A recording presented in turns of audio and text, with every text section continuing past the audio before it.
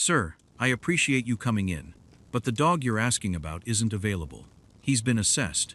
The authorization's already been submitted. And today's his last day. Vernon looked at her.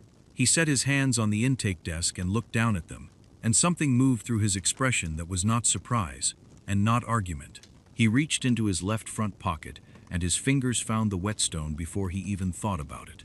That worn hollow in the center finding his thumb like it always did. Like a groove cut for exactly that purpose. "Which kennel?" he said. Not a question. She heard that. "Sir, the paperwork. I understand the paperwork." His voice was level, patient the way a long fuse is patient. "Which kennel is he in?" She told him. She wasn't sure afterward why she did. He sat down on the intake bench, the way men sit when they have learned not to waste energy on things they cannot control. Not defeated, not resigned, just economical. The bench was the kind of molded plastic that never quite gets warm, bolted to the wall under a bulletin board, layered with adoption flyers, lost pet notices, a laminated sheet on heartworm prevention that had been there long enough to yellow at the edges. Vernon set his canvas work bag beside his feet and did not look at the corridor door the coordinator had come through. His left hand moved without instruction.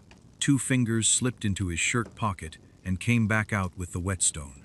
Small, flat, gray-brown, the color of river shale, worn to a particular hollow in the center that did not happen by accident.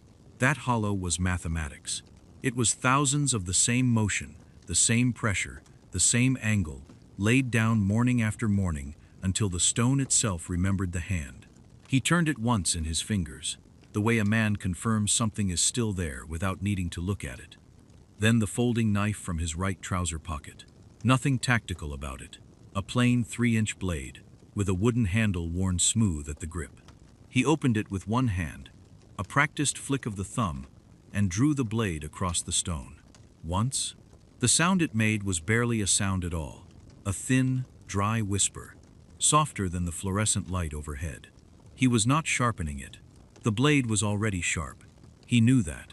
He did it anyway. The coordinator, whose name was Royce, stood at the intake desk and pretended to sort intake forms. She had been doing the job for 6 years. She had seen every kind of person come through that door. The grieving ones, the impulsive ones, the ones who came in for a cat and left with 3.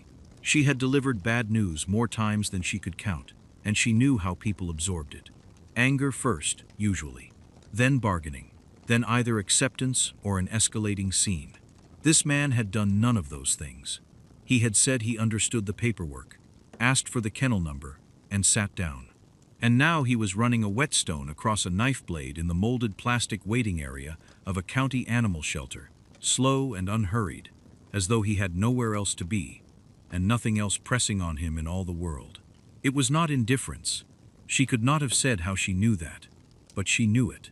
Indifference looked a certain way, loose, distracted, the body already half gone. This man was entirely present. His back was not touching the wall behind him. His eyes moved at intervals across the room, the corridor door, the intake desk, the frosted window above the bench, back to the stone and blade. Not anxious, not searching, just accounting for his surroundings the way some people account for their surroundings, automatic and complete. The fluorescent tube above the desk flickered once. Vernon did not look up. He drew the blade across the stone a second time, set the knife across his knee, looked at the corridor door. Royce realized she had been watching him for almost 3 minutes and had not finished sorting a single form. She did not ask him to leave. She wasn't sure, later, what had stopped her. He had no appointment. He had no legal claim. The authorization had already moved through 2 levels of approval, and today was the last day of the hold period, and the regional administrator was expected before 11. But there was something about the hollow in that stone, the way the center of it had been pressed thin by years of the same care, given to a blade that probably did not need it. She sorted her forms. She did not ask him to leave. "I can show you the others," the young man said. "We've got a shepherd mix, about 4 years old, real gentle, and a pair of hound dogs that came in together. We're trying to keep them as a bonded unit, but either one would." "That's fine," Vernon said. I'll look. He followed the young man. Royce, his name tag said, the letters slightly crooked like he'd pressed it on in a hurry, through the door at the back of the intake area and into the kennel corridor. The noise hit immediately. It always did. 40 feet of concrete and chain link and dogs that had every reason to be loud about their situation, the sound bouncing off hard walls until it became something physical, something you felt in the chest. Fluorescent tubes overhead, the smell of disinfectant over something older and animal underneath it.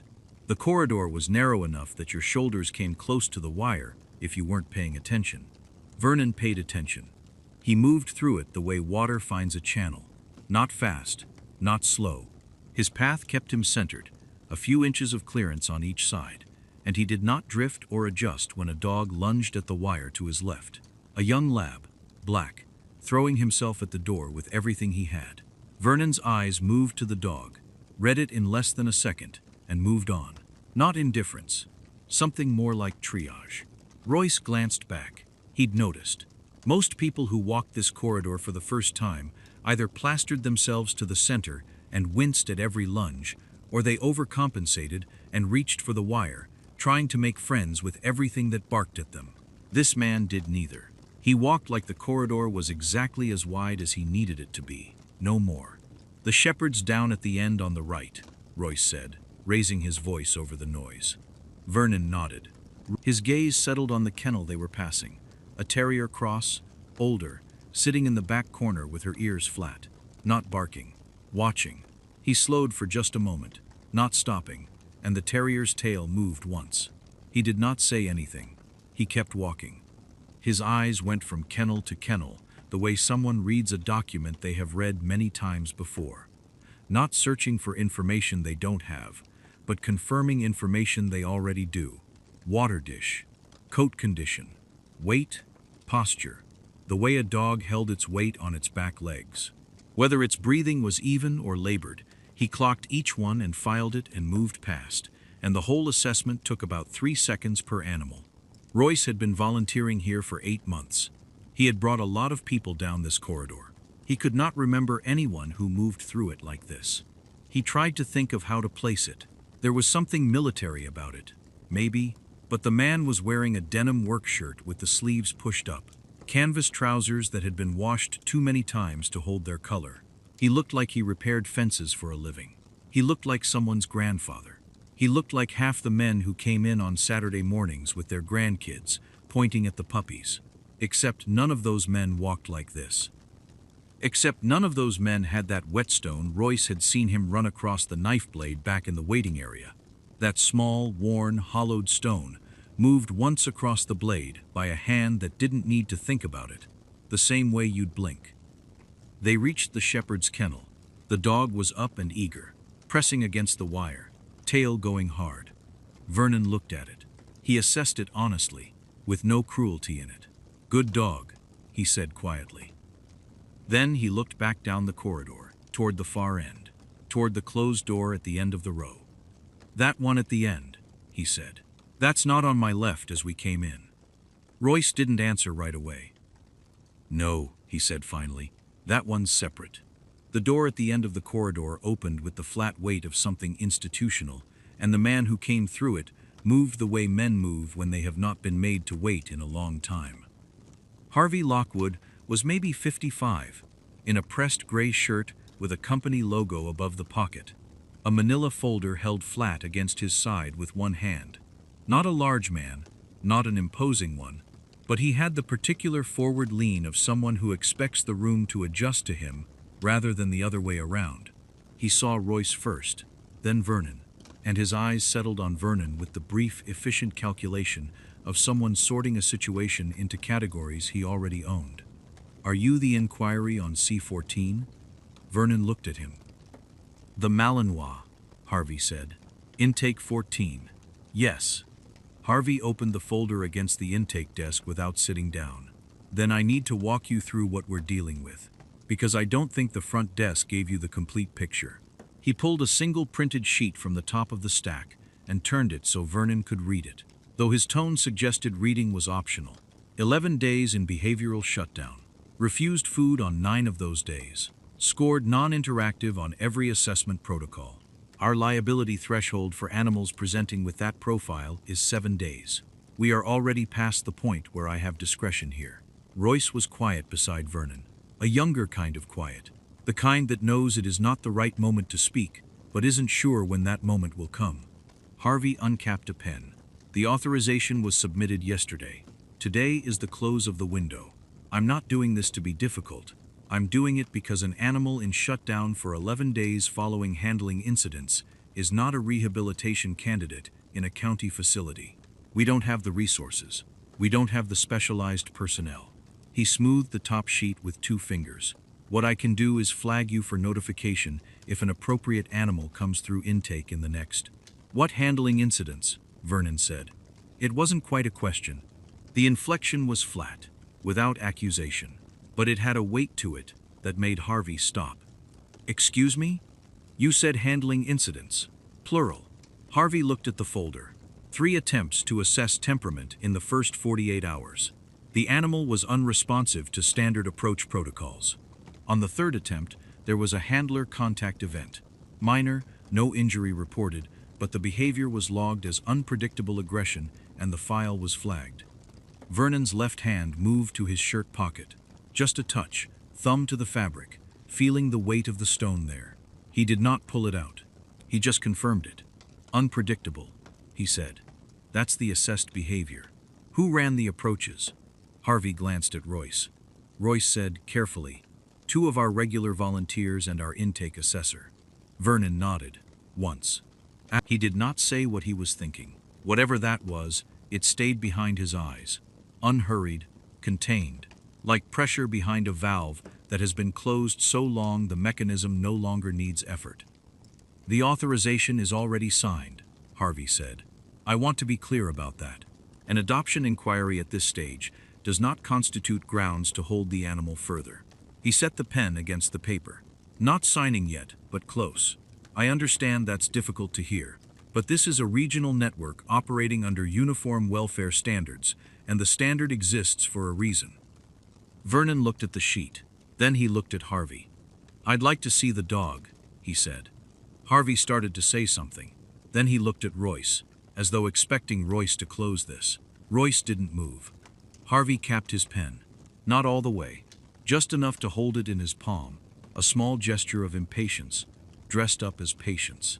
Mr. Levin, he said, and his voice had the particular flatness of someone who has explained the same policy to the same kind of person enough times to stop feeling anything about it. The authorization has been completed. The process is already underway. What you're asking me to do is interrupt a managed procedure for an animal that 11 days of professional assessment has confirmed is not a candidate for placement. He adjusted the folder under his arm. I understand that's not what you want to hear, but my responsibility is to the network, and the network's responsibility is to animals that can actually be helped. Vernon did not answer right away. He looked at Harvey the way a man looks at a door he has already measured and found too narrow, not with frustration, just with the recognition that he would need a different approach. 1 look, he said, 5 minutes. Harvey was already moving toward the corridor door. Royce, he said over his shoulder, if you want to show Mr. Levin the available dogs in Section B, that's fine, but I need the assessment room cleared before 10:30. He pushed through the door without waiting. Royce watched it swing shut. Then he looked at Vernon. Then he looked back down at the intake desk. The paperwork Vernon had filled out at the front was right there where the coordinator had left it. Standard form. Name, address, prior pet ownership, references. Royce had been half-heartedly tidying the intake counter while Harvey talked, and now his eyes were moving down the page, not because he meant to read it, but because it was there, and then they stopped. Under prior experience with animals, Vernon had written, in handwriting that was small and unhurried, and took up exactly the space it needed. MWD Handler Trainer, 22 years, retired. That was all. No elaboration. Royce read it twice. MWD, Military Working Dog. He knew the abbreviation. He'd watched enough documentaries, read enough online. But knowing an abbreviation and standing in a fluorescent-lit intake room holding paperwork that carried it were 2 different things. His eyes moved to the certification block at the bottom of the form, where Vernon had filled in a number in the same small handwriting. A long number, with a prefix Royce had never seen before. Letters and digits that didn't match any civilian training registry he'd ever looked up for the shelter. He set the form down carefully, picked it up again. Vernon had not moved from where Harvey had left him. He was standing near the corridor door, not pressing it, not performing patience, just occupying the space with an economy of presence that Royce was only now starting to read correctly. His hands hung at his sides.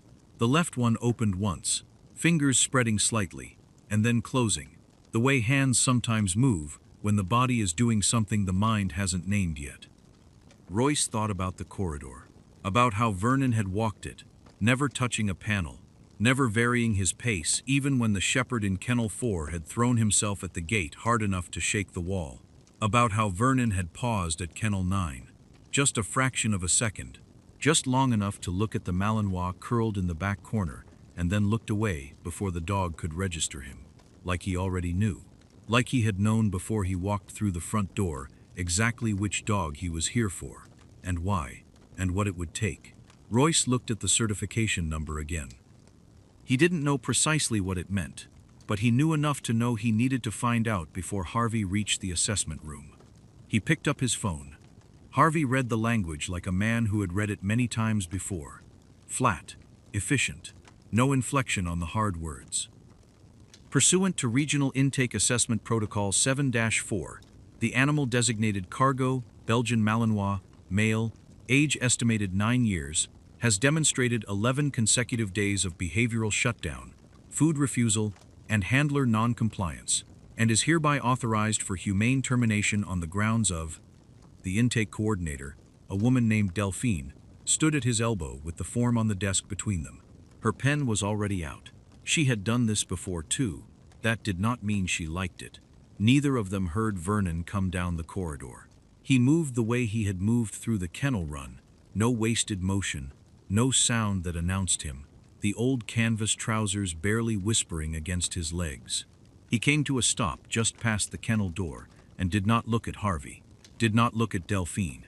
He lowered himself to one knee on the concrete floor, and then lower still, until he was at eye level with the gap beneath the kennel door, his left hand settling at the wire without gripping it.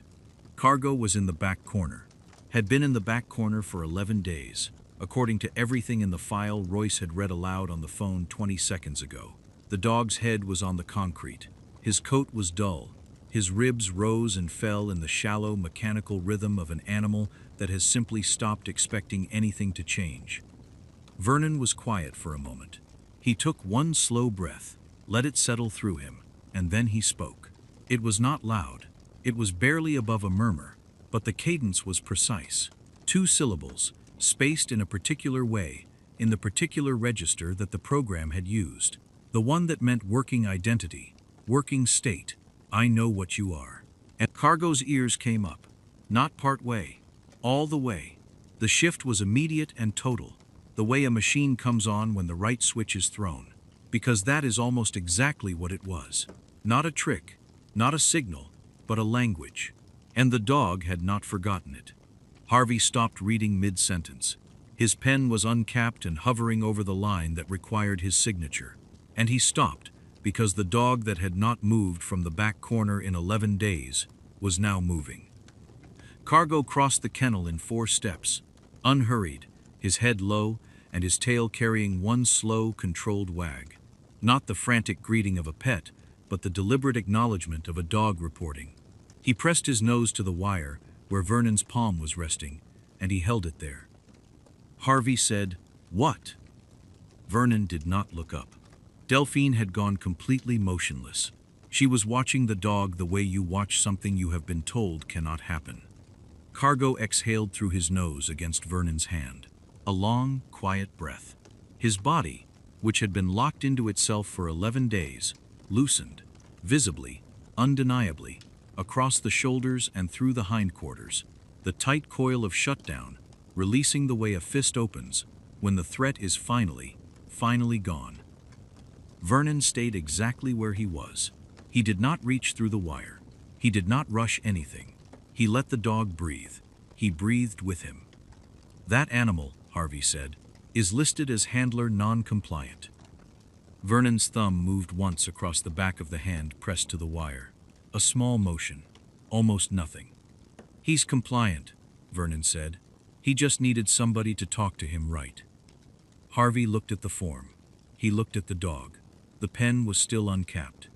He had not yet decided what to do with it, but he had stopped reading, and the sentence he had been midway through when Vernon crouched to the floor had dissolved entirely into the disinfectant-smelling air of the back kennel, and it was not coming back. Cargo did not rush the wire. That was the thing. A dog coming out of 11 days of shutdown, starved and shut down to the floor. You'd expect scrambling, whining, the desperate clatter of nails on concrete. Instead, Cargo moved the way a trained dog moves when it trusts the command that called it up. Deliberate, measured, like he was remembering something rather than discovering it. He crossed the kennel in 4 steps and pressed his nose flat against the chain link where Vernon's palm rested, and held it there. His ears were forward. His tail came down once. Not a wag, not the frantic metronome of a shelter dog begging. Just one controlled drop and return. The kind that says, I know you. Not you specifically, but what you are. The intake coordinator made a sound she probably did not mean to make. Harvey did not make any sound at all. Royce stepped forward from the doorway, one hand still holding Vernon's intake form, and his voice came out quieter than he intended. Mr. Lockwood. He cleared his throat. The handler certification on this intake form, it's a level 4 tri-service rating.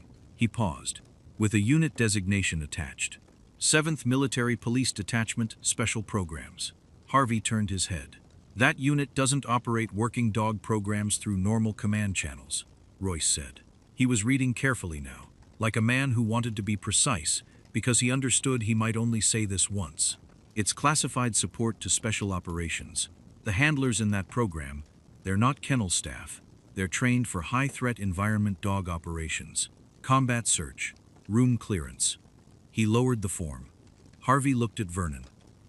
Vernon had not moved. His palm was still at the wire. Cargo's nose had not lifted. The dog's eyes were half closed in that particular way. Not sleep, but the absence of fear, which in an animal that had been braced against the world for 11 days, was something different from rest. Something closer to relief. How long? Harvey said. His voice had lost whatever administrative register it had been carrying. He was not asking about the authorization form. He was asking something he had not prepared a policy answer for. 22 years, Vernon said. He did not look up. Harvey looked at the pen in his hand. He seemed to notice it for the first time as a physical object, uncapped, held over a form that still needed a decision. He let the cap rest against his palm. Mr. Levin, Harvey's voice was careful. I'll need to see that certification card before I can modify the authorization. Policy requires physical documentation of breast pocket, Vernon said. He reached into the pocket of the faded denim with 2 fingers and produced a laminated card, so old the lamination had gone amber at the edges. The ink was pale, not faded by carelessness but by handling, by years of being read and replaced and read again. He held it out without getting up. Harvey took it. He turned it over. He read the front, then the back. Royce was watching Harvey's face. Harvey handed the card to Royce, who read it and then read it again, and then looked up at the back kennel as if the fluorescent lights had rearranged themselves into something he needed a moment to process. Vernon was still crouched. Cargo's head was now pressed fully against the wire, the bridge of his muzzle finding Vernon's knuckles, eyes open now, tracking Vernon's face with the specific attention of an animal that has been trained to watch one person and has not had that person to watch in a very long time. He needs water, Vernon said, and he needs out of this kennel. 15 minutes in your assessment room. He finally looked up at Harvey. Then you decide. Harvey did not move right away. His pen was still uncapped, hovering over the authorization form, and you could see him working through the arithmetic of the moment. The dog pressed against the wire, the old man crouched in the corridor, Royce standing in the doorway with that certification number still on his lips. I need to see the card, Harvey said finally. Whatever certification you have, I need to see it before anything stops. Vernon straightened up slowly, one hand braced on his knee. He reached into his left front chest pocket, the same pocket where the whetstone lived, and came out with a laminated card so old the laminate had gone yellow at the edges. He held it out without ceremony. Harvey took it. Read it. Read it again. The pen drifted down to his side. Royce crossed the corridor and looked over Harvey's shoulder at the card.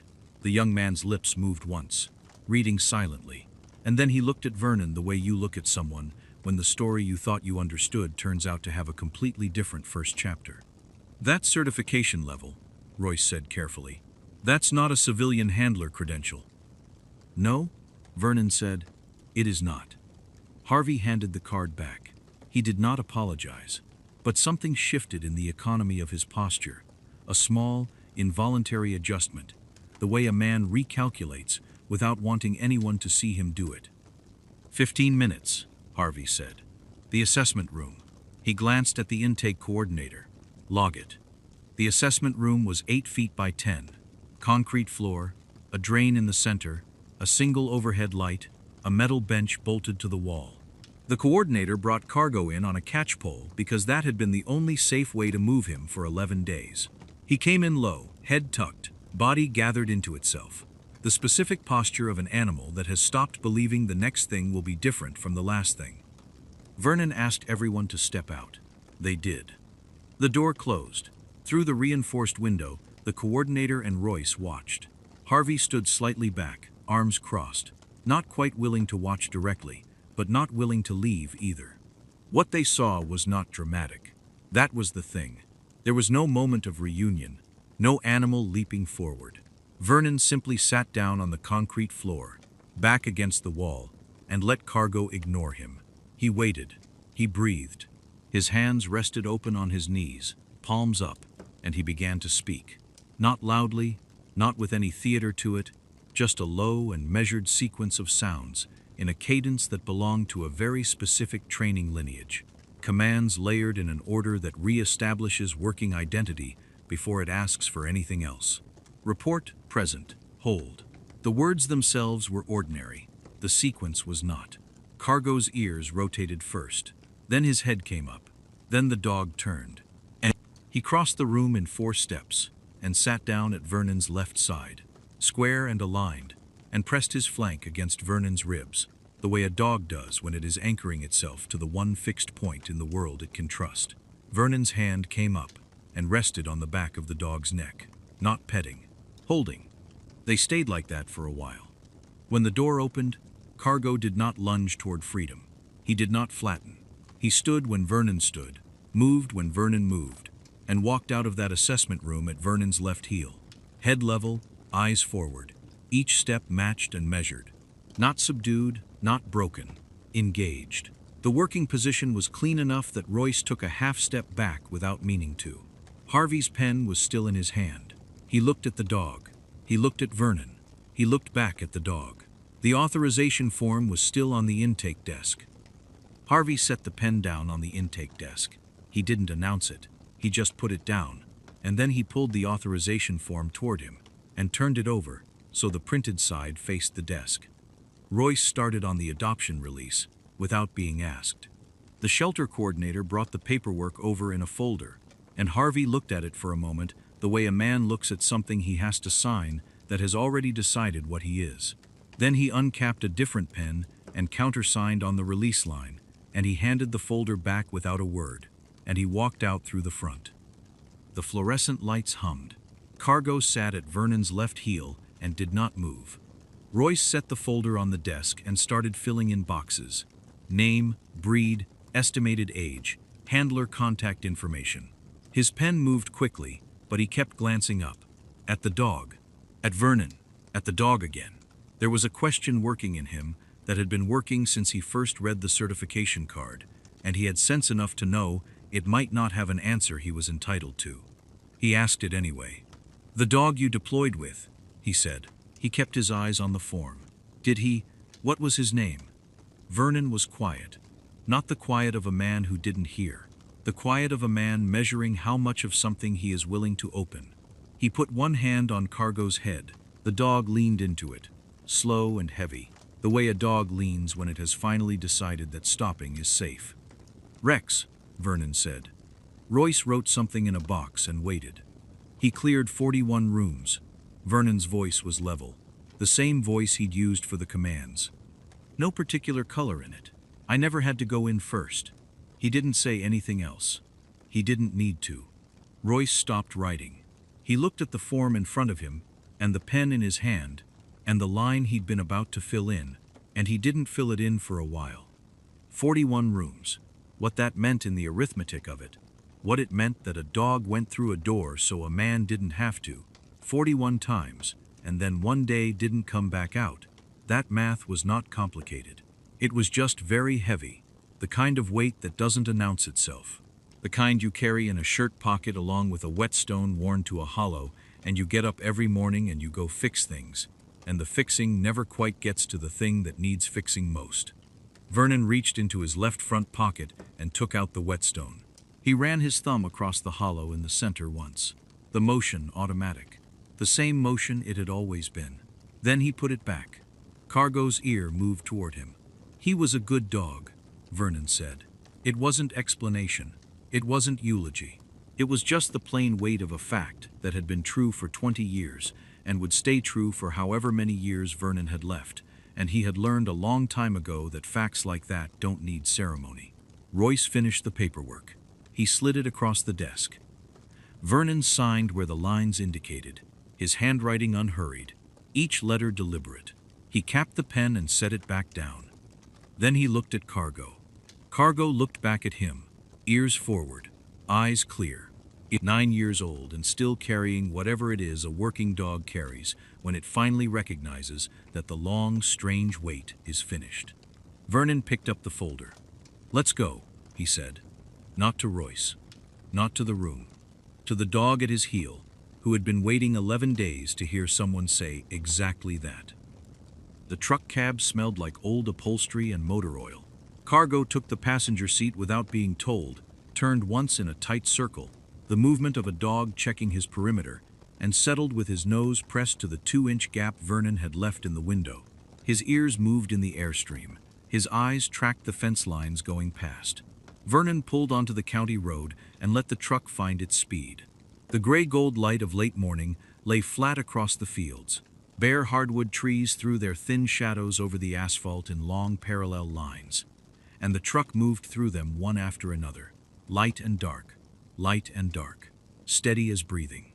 Vernon's right hand rested on the gear shift, not gripping it, just resting. He did not think about Rex. He did not think about Royce or Harvey or the fluorescent light in that assessment room. He thought about nothing in particular, which was its own kind of relief, and he let the road come to him at the speed it chose. At some point, without looking down, his left hand found the whetstone in his pocket. He held it there, did not move it across anything, just held it and drove.